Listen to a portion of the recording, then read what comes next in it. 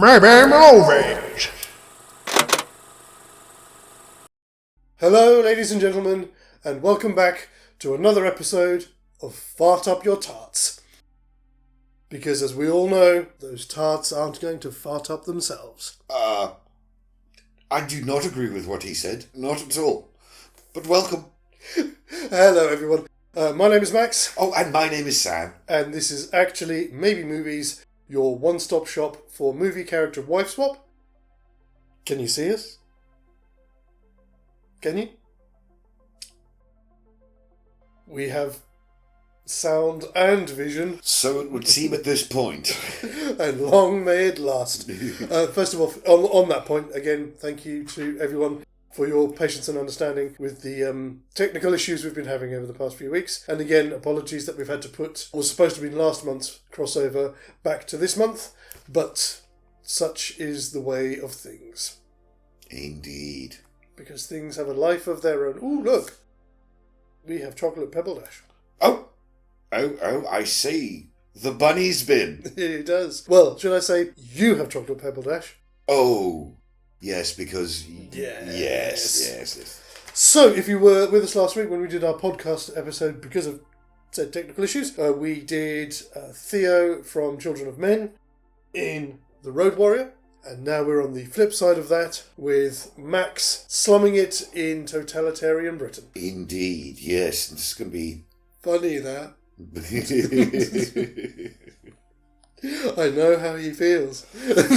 Yeah, it's a little bit on the nose these days. Yes. Well, as we stand at the moment, I am sitting pretty on 5 stars.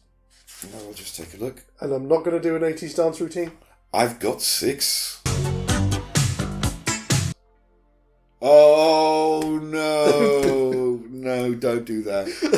Don't do that. That took a moment to sink in.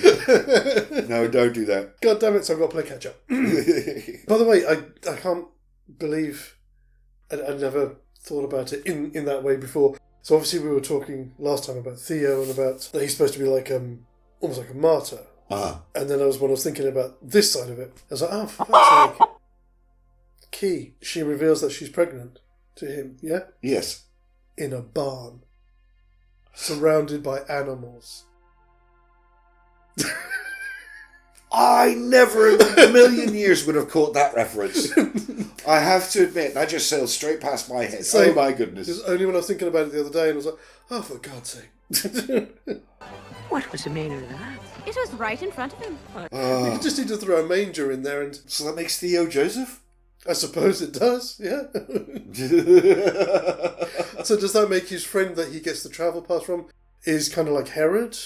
Oh, dude, you're going deep. That's the benefit of a Catholic education. I mean, I always thought of it on the level of just, this dystopian future, this apocalyptic future. I never thought about it in its purest religious terms. Probably a failing on my part, but I understand what. But yeah, I can see what you're saying. Oh dear, yeah, that's all sorts of layers. Anyway, so just to refresh ourselves on where we called our acts for this. So you said after he shoots the cops. Yep. Because again, as you said, change in tempo, rising action, etc., etc. And then we said the night after the baby is born, and when Sid spots that there is a child. Yeah, Sid again. Yeah, that's right. Yeah. So, first things first. I don't think we need to do much in the way of pre-production. The only thing is deciding why Max is in England. And I have an idea. Oh, okay. Go ahead. I have an idea. Well, actually, I have an idea. And to quote from the late Dr. the Rick Mail... And it's as hot as my pants! And that's hot. Yeah, it's candles. It's quite close. But actually... It's riffing off something that you suggested before, or last time. For Theo, it's all about family. So in our setup here, because obviously we know that the events of Mad Max have happened, yeah? Yeah, yes.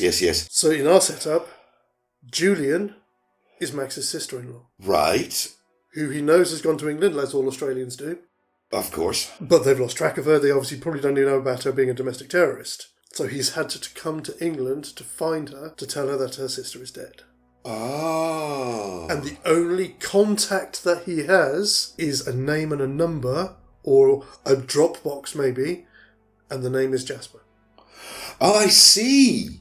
And it also I works... see. I have to admit, you're taking a slightly different approach, because I think I was initially thinking that Max would have already been in the UK for at least a couple of years, but you're thinking he's a new arrival. Yeah. Okay. The cherry on the top, Julian, obviously, Julianne Moore, his wife's name's Jessie. In Mad Max. Oh, I see. It does work. It does, doesn't it? Well done there, sir. Yeah, go on. Yeah. All right, so we know why he's here, but he's a new arrival, so he's a fish out of water here. That does change things. It does, because he hasn't got the family connection to get the travel pass and all that kind of thing. Yeah, exactly. So we're going to have to think our way around that. Okay, all right. Do you want to get to it when we get to it, or do you want to talk about that now?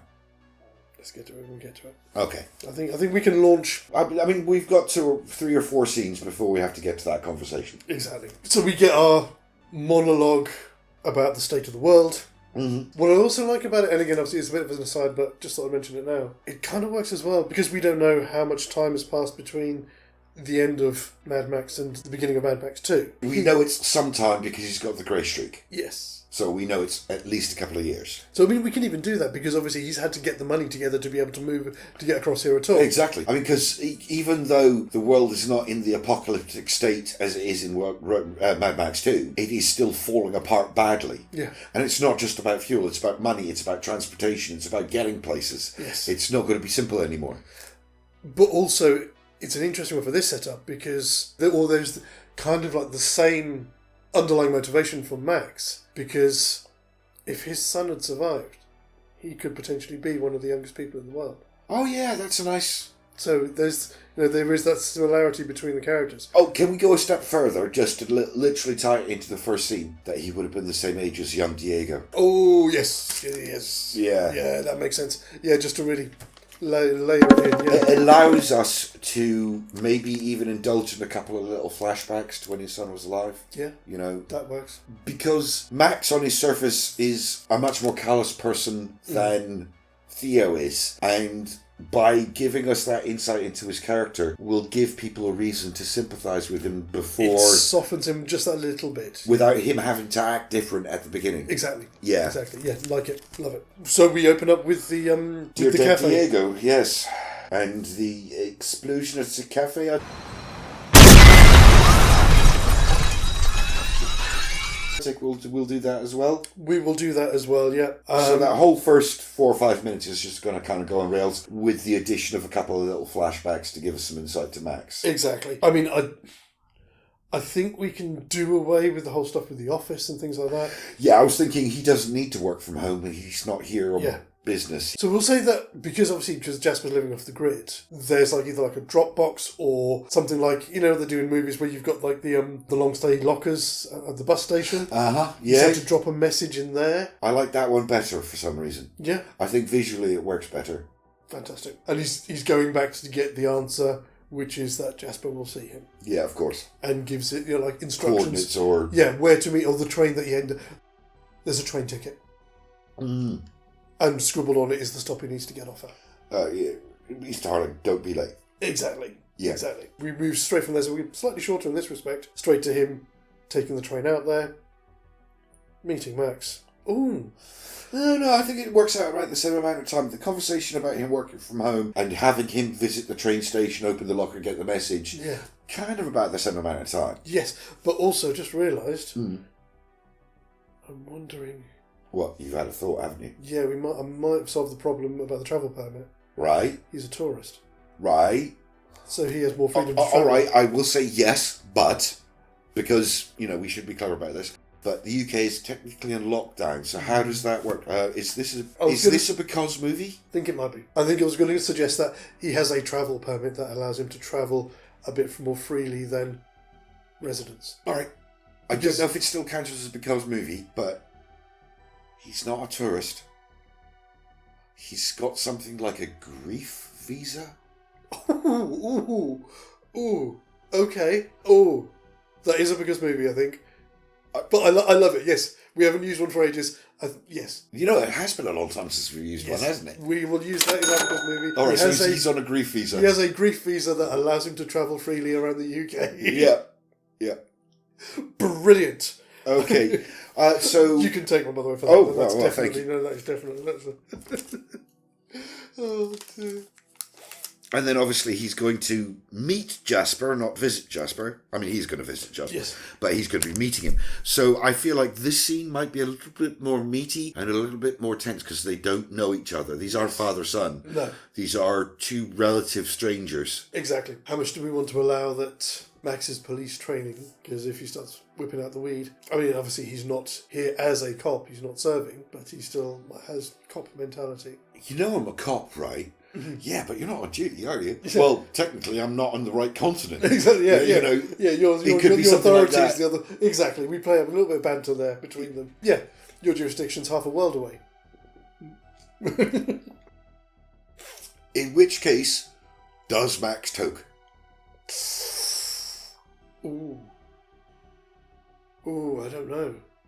I mean, in some ways, Max seems straight-laced, but that's because he doesn't often get given opportunities on screen to drink or binge or, you know, he doesn't smoke. He has a beer a few times, doesn't he? Does he? I think so. When him and his wife are on holiday. Oh, in the first film. Yes, yeah, in the of course, first one yeah. he does. I think initially no, but as the evening wears on, he brings out the homebrew. Yeah. He gets to go outside, relax in the countryside, you know, in all its glory. In a green world, which he hasn't seen for years. Yeah, exactly. I was going to make that, I think, actually, every so often, at least once per act, he has to make some reference to the fact that it beats living in a desert. Yeah. Something like that. Absolutely, yeah. And yeah, so towards the end of the night, he just takes it off him. Without saying anything. Yeah. Yeah, nice. Yeah. That's nice. Because that's a good character moment. And that allows him and Jasper to bond, which will solve problems down the road. Yes. Now. Because Jasper does things for Theo that it would be difficult to imagine him doing for Max without some kind of bond happening. Exactly. Some real reason. Which to we connect. didn't have at the start of the film, where we have to bolt that into it ourselves. Yeah. So now, this is the other thing that I was going to ask, which I must admit would have been possibly my suggestion for a Because movie. Is Jasper in contact with Julian, and after this, it's Jasper that tells Julian where to find Max. I think I was assuming that Jasper was in some way vaguely connected to the fishies.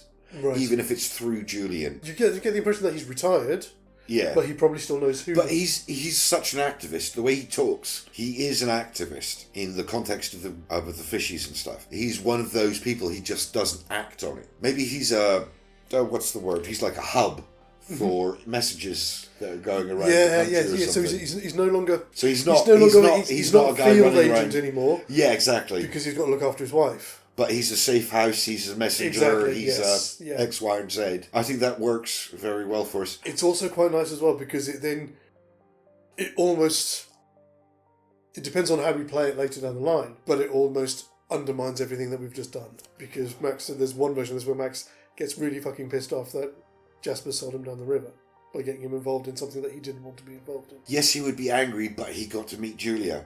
Yes, and Key and everything else. So I yes. think the two kind of cancel each other out. Like, Yes. he'll be peeved at first, and then when he sees his sister-in-law, Yeah. he's like, okay, this is different. Fantastic. Yeah, no, that works. So it does work. I mean, maybe later on we could throw in a line when the next time he meets Jasper, like, you could have just told me. Yeah, exactly. Oh, you know? Exactly. So the kidnapping is going to be a bit different It is. because Max is a bit handsy. Max is a bit handsy. And the guys that grab him are the incompetent ones that get themselves fucked up, aren't they? Yes. Later on. So I think we should see some of that. Yes. I So think the only one who's competent in them is Charlie Hunnam. we should have Max getting handsy and basically winning, and then one of them, clearly Charlie Hunnam, Yeah. is just going to nut him from behind with a stick or a bar Yeah, or something baseball like bat, that. whatever. And Yeah. just down.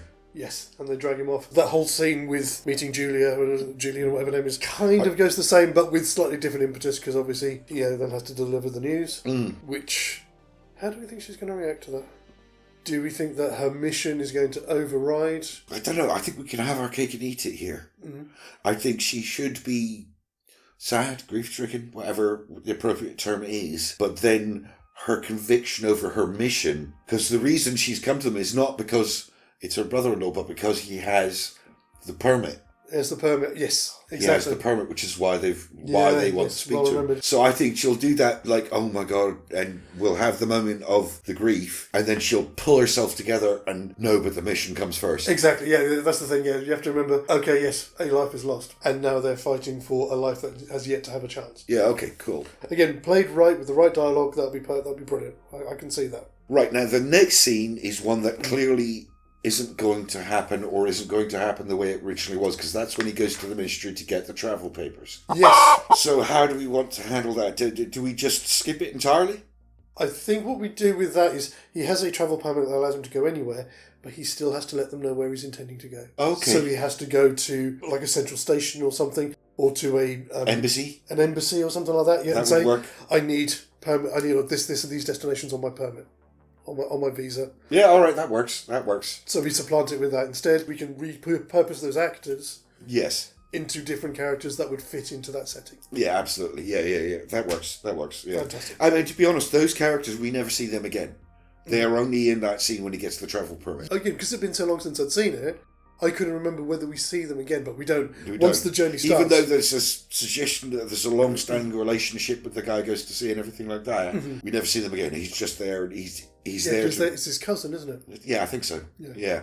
We are on the road. We are on the road. Yeah, so we're on the road, and then they get jumped by the savages, shall we say. Oh, right, yes, the ambush. I can't see that going any different because the road is blocked. I mean... The road is blocked, and Max doesn't have a weapon. Exactly. There's nothing he can do to change the scenario. The thing that I think would be different about this, they see the car come rolling down on fire down the hill. I think Max will try and gun it and try and get past it. And you've got everybody else in the car telling him, no, we need to stop. Yeah, because they all know that she's pregnant. He doesn't. Oh, yeah, of course he doesn't know at this point. Oh, no, I forgot. No, he doesn't know. No, I forgot Max isn't driving. Chetwe Ufo is driving. Chetwe Ufo. Yeah. I can never pronounce his name. In that version, Theo was in the back seat. Are we saying in this version, Max insists on driving?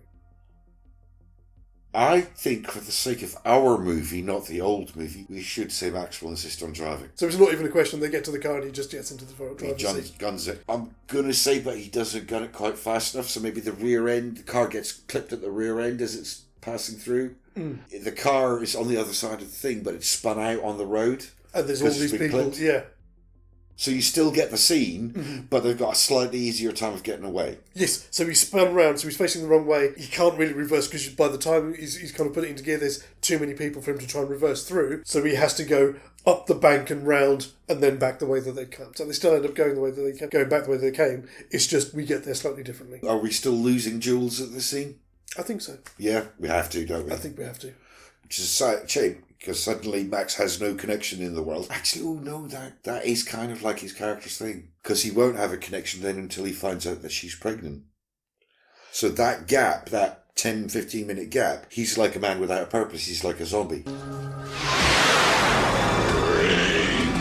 And it's also feeding into that, I got your sister killed.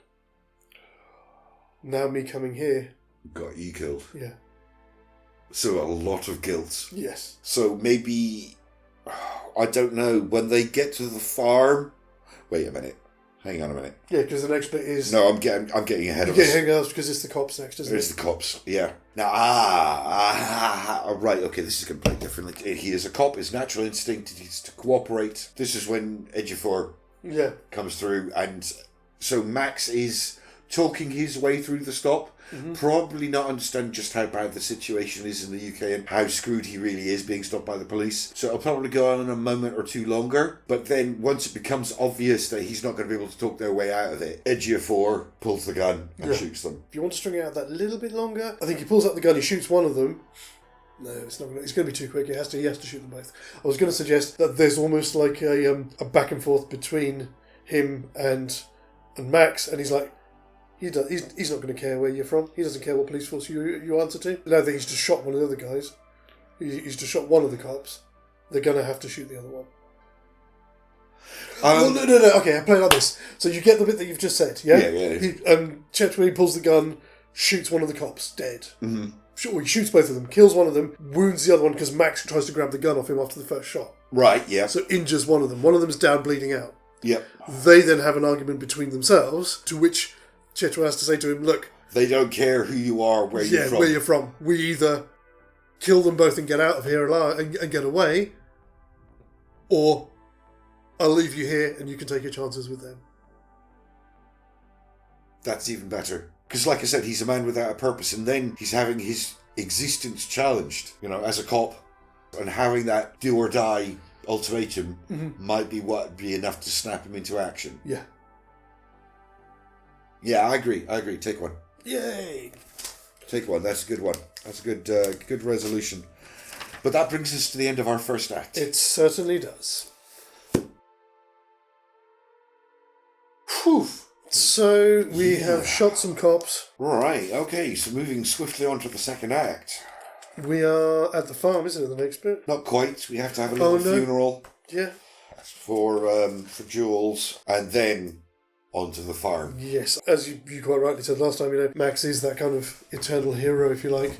So stoicism comes with the territory, doesn't it? Yeah, it does. Yeah, absolutely. Jules he's just his sister-in-law. He's already faced his grief in Mad Max. When his wife died and his child died. So he's faced that. This is a pain, but it's not the same. And so, like you say, his stoicism is just he'll want to do the right thing, but he's not gonna break down about it. No. So we then move to the farm. Yes. And the reveal of the Bab.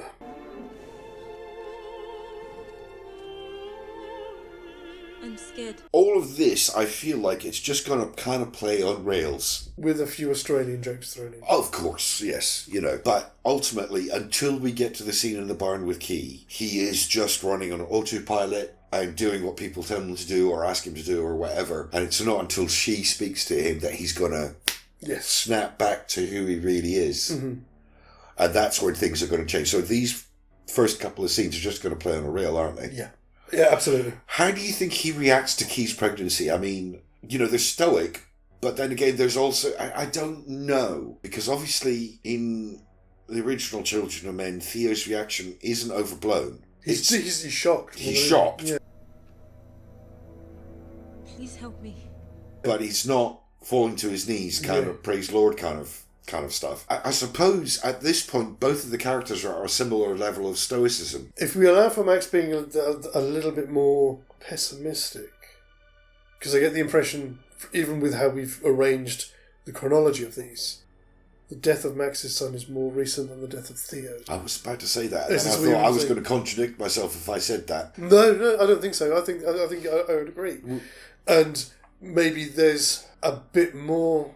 Yes, because Theo's baby died when he was a baby. Yeah. Whereas it was... Yeah, because he just couldn't survive because of the bad air and all that kind of thing. Yeah. Whereas Max has obviously survived a bit longer. So maybe there's a degree of, not so much apathy, but it's almost that pessimism that, oh great, another child that's ultimately going to die. But I don't know whether that takes away from the magic of the moment to the reveal that there is still at least one woman in the world capable of having children. Yeah, I think... As much as he's a stoic, he still has that emotional connection. The way he treats his dog, the way he treats the feral kid, things like that. True. So I think maybe it will have a more profound effect on him. It will have more of a profound effect on him, but what might also have a more profound effect on him is whether or not he believes that he can be the one to protect them after his wife, after Julian. Or should I say after his wife and son, after Julian. Mm. Does he think he's the one to get them where they need to be?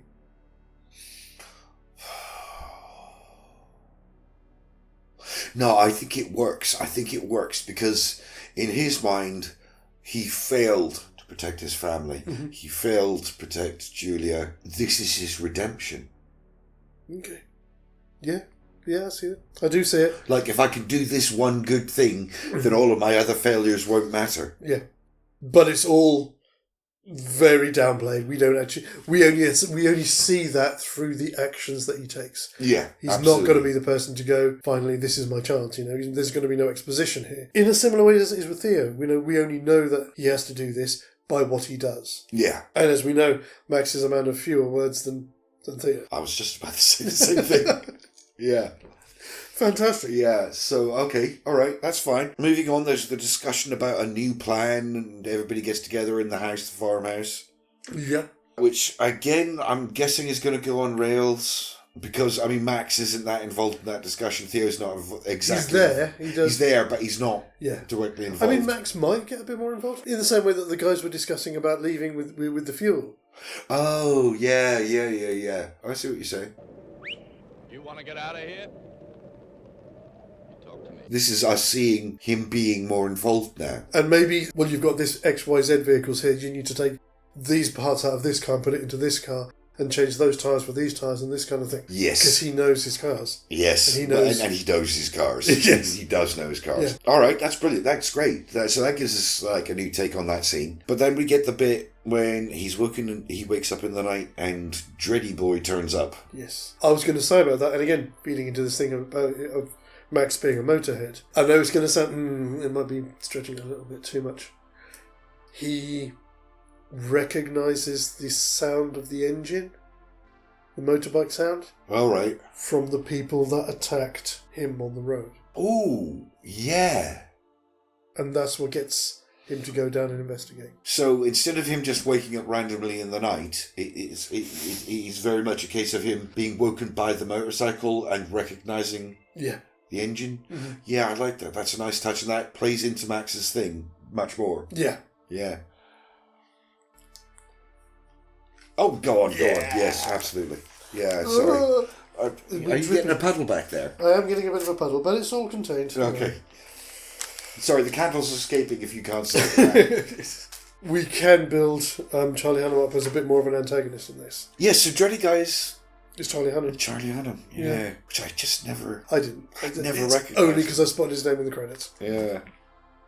Yeah, right. We need to get them out of the house. But, I mean, I think this is going to kind of run on rails because especially with Max being so au fait with vehicles, he's going to know all of the right bits to rip out. Yes, exactly. He's going to completely immobilise them. Mm-hmm. I think that's the difference because they did still have a couple of vehicles, didn't they? But we're saying in this one, they have no vehicles. They have no vehicles. They're on foot behind him. Or the only vehicle that they have is the motorbike. Yeah, because he never got to get close enough to it. Yeah.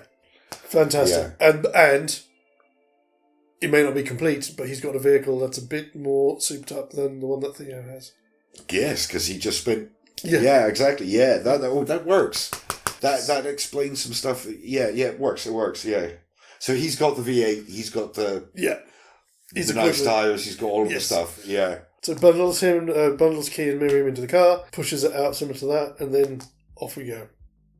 Oh no, that's earlier, isn't it? It's earlier on the motorbike where the guy gets killed. Because there's Charlie Hunnam and there's another guy on the back of the bike, isn't there? Yes, there is, yes. And it's the guy on the back of the bike who gets killed, isn't he? I think so, yeah. Or gets severely injured and he has to take him to a hospital. That's right, yes, that's right. Yes, of course, yeah, that's the one.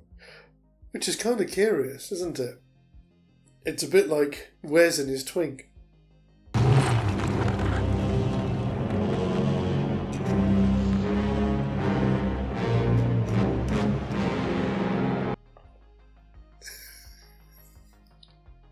That's a layer, baby. It certainly is. Yeah. If you're going to do what I think you're going to do, I think this is the appropriate time. What was I going to do? Yes, you're right. It is the appropriate time. So we're going to do a quick shout out. And this one is for one of our oldest friends and a guy who's almost always one of the first in to watch our content when it comes out. For the one and the only Pete from Scratching Pete PA. Pete's got a fantastic channel where each week he offers a choice of scratch cards for his viewers to choose which one he's going to scratch each week. And for those of us who do vote on his poll, then we get put it onto a wheel. And in addition to scratching a card to see if he can win a fat pile of cash, he gives us a chance to, or gives us a chance to win a slot on a card that he will scratch for us. Indeed. Which is really, really, really cool. Obviously, there will be links above and below. He's spent a lot of work this year. He's updated a lot of his graphics and things like that, which is fantastic. Looks absolutely brilliant, buddy. The opening every week now sounds like the start of a movie.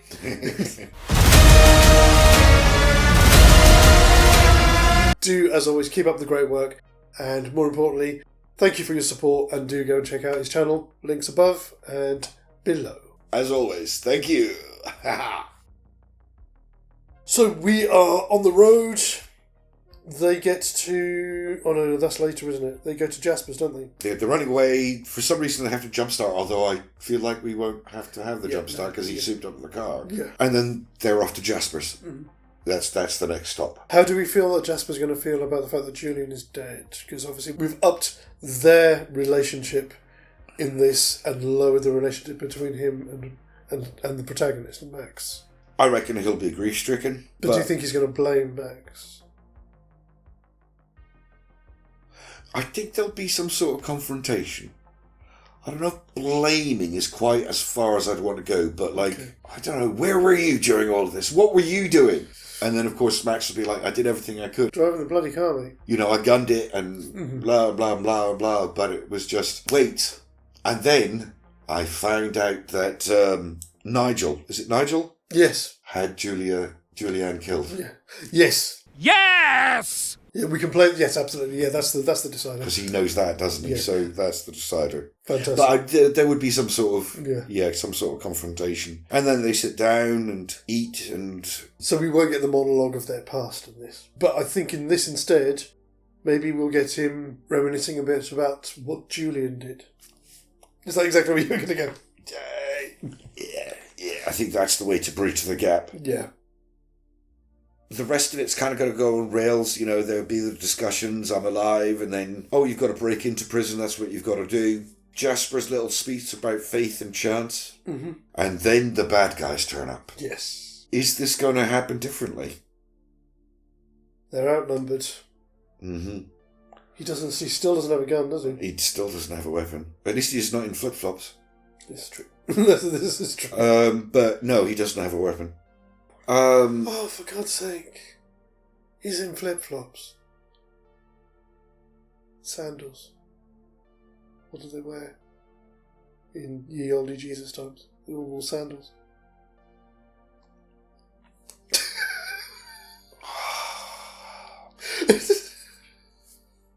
You are just discovering layer upon layer here. Which completely missed my feeble brain. Yeah, how is this going to go? Well, at the moment, it's in danger of going on rails to the end of the act. It is, unless we do something here. But again, I don't know. I don't know if we can. I feel like most of the stuff we can do is going to come up in the third act. Yeah, it's kind of locked in, isn't it? Because, it is a bit. Because he can't do anything. He's outnumbered. As I said, he's not armed. Even with Jasper's help, they're not going to be able to take out those guys. I mean, Max probably knows. I don't know. I think Jasper is a bit of a poet. He's a bit of a romantic. Oh yeah, absolutely. Yeah. He knows they come meaning business, but he probably doesn't expect them to.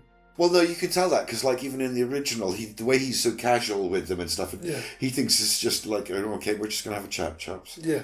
Bang. No, we're not. Pull my finger.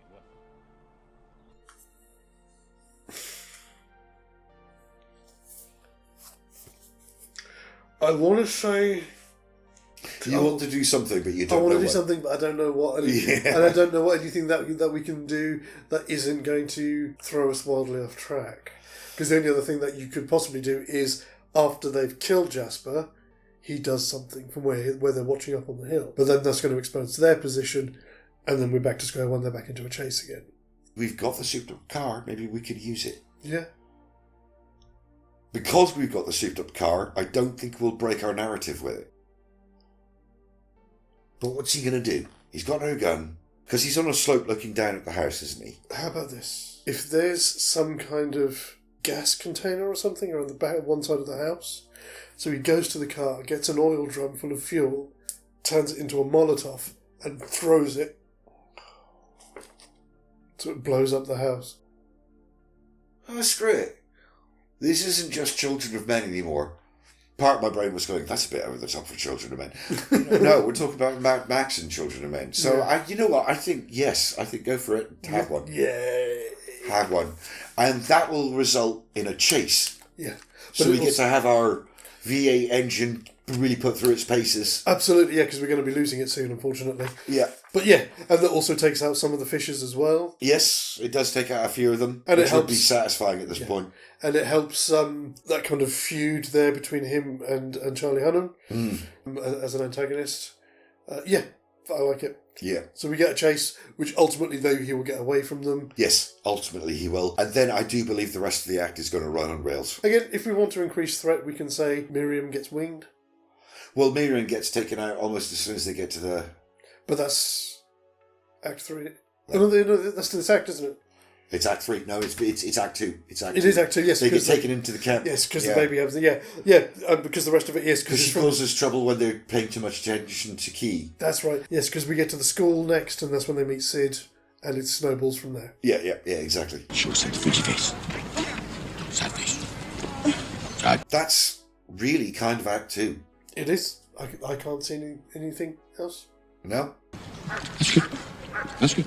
Xadrum is more than just curious content on YouTube. We're also a small publishing house, with books covering a range of genres from 1940s pulp adventure to children's novels, and even a touch of the macabre for those who like their literature on the dark side. Our titles are available in both paperback and ebook formats. Ebooks are available on Amazon, but physical copies can only be bought exclusively through our website at xadrum.com. Jeff's got enough cash as it is, so why not help us little guys grow and thrive? Links can be found in our banner and in the description to all of our videos, and we look forward to helping you indulge your itch for escapism. So we have a baby. We have a baby. And it's time to escape when shit starts kicking off. The shit's gonna hit the fan. At the moment, it's mostly just people kicking off in the camp. Well, let's deal with Sid first, Oh, right, yeah, let's deal with Sid. Yes, of course. because he doesn't take it too well.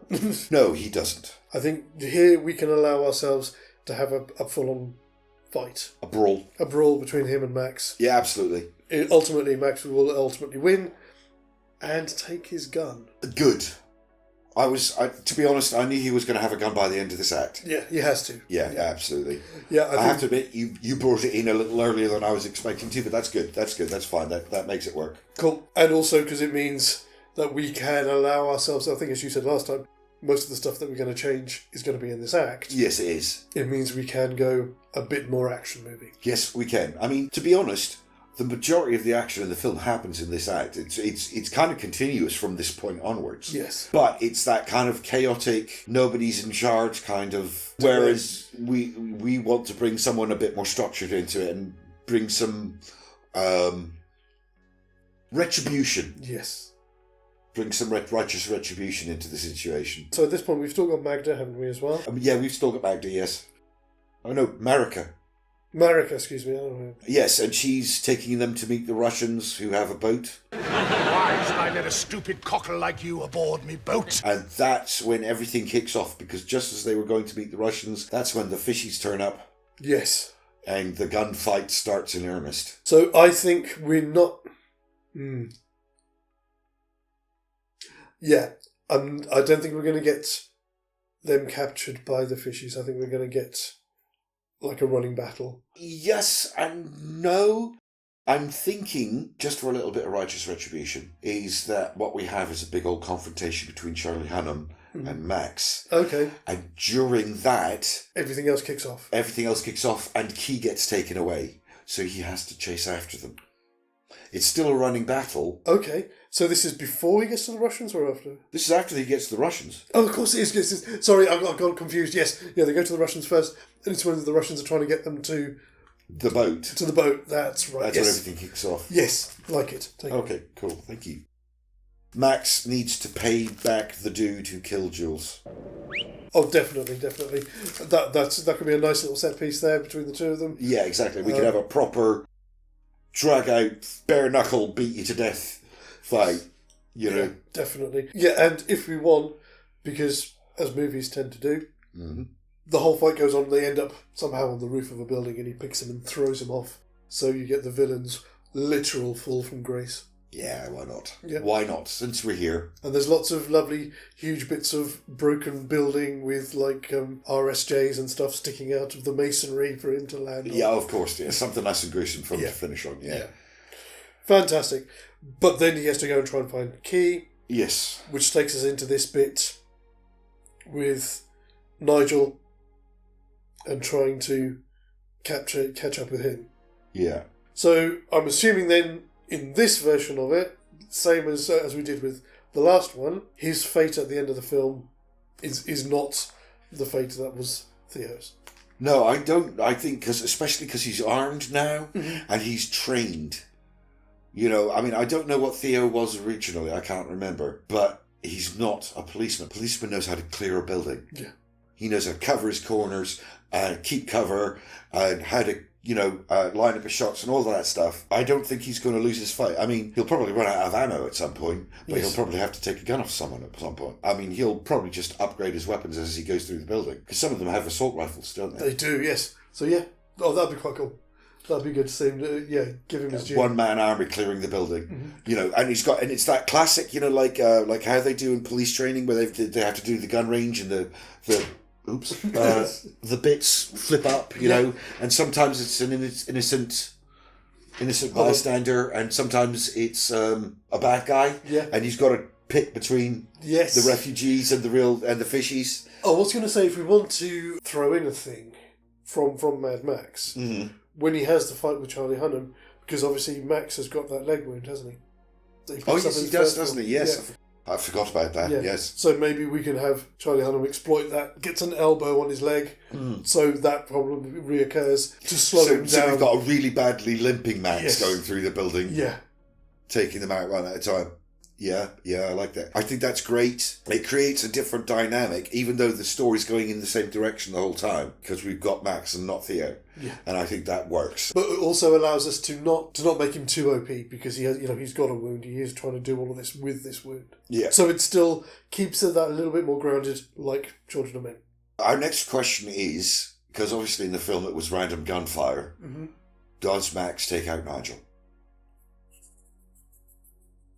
Yes, I think so. He knows how dogged Nigel is, and he knows that if he do... By the way, I'm not sure it's Nigel, it might be Luke. There's Luke and Nigel, and I can't remember. One of them was the guy from the Ministry, and one of them was Chitwell Ejiofor. I can't remember which one's which. I can't remember. Sorry. I'm sure somebody will Let's just call him Nigel for now. Yes. But he's the one who's actually got Key. Yes. But again, gets there. By this point in the film, he knows how dogged Nigel is. Yeah. He's not going to let this go. Regardless. Doesn't matter how many of his men he takes out, he's the one he has to stop. Even though he knows he has to protect Key, the best way to protect her is to make sure that Nigel can't follow them. Yeah.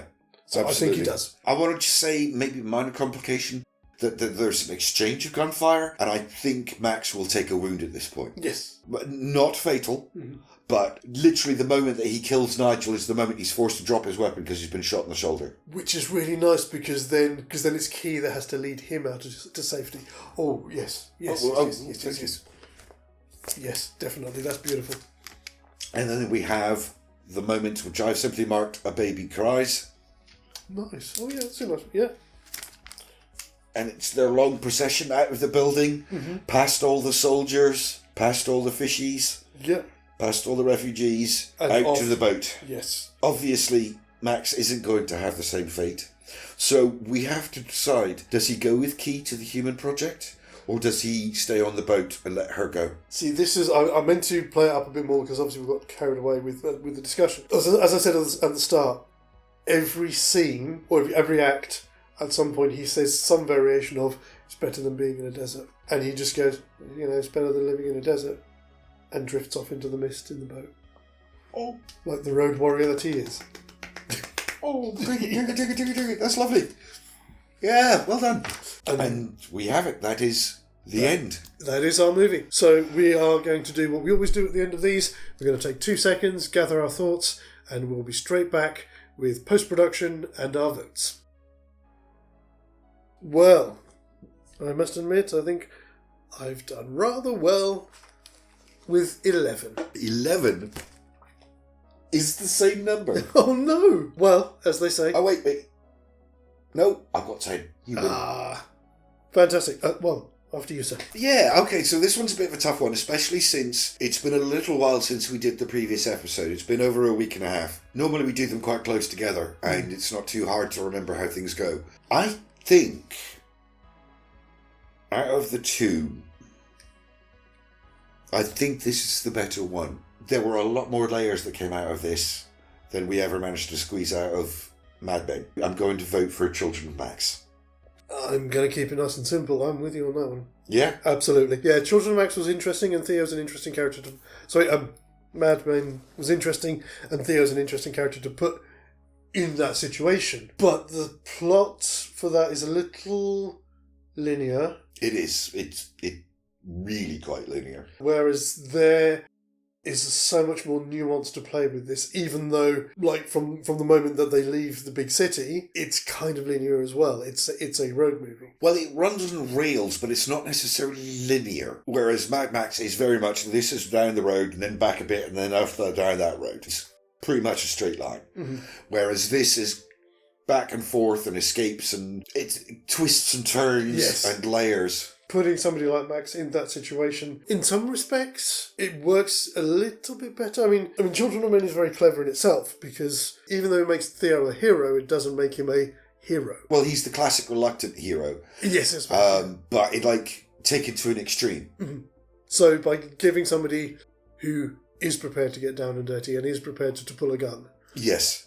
It subtly changes it without losing any of its impact. And I think the beats of the original movie are in there, but they're playing out differently because of Max's presence, and that's what we want from when we're trying to make a movie. You know, we're not trying to destroy the original, but we're trying to create a different end product that still has the shape and feel of the original. Yeah, exactly. Yeah, we are unanimous on this one. 2 votes straight away for Children of Max. And now, as always, it's over to you lovely people at home for you to have your say. So do check out our poll, which will be on our community tab, on the Xadrum Twitter feed, and on our story on Instagram for the next 24 hours as well. And I'll keep that running for a week or so. And in May, on what will now be a mashup, we will announce whether we have a winner or not. And as always, we'll be back with something else next week. Until then, please look after yourselves, look after one another, and take care. As always, guys, TTFN.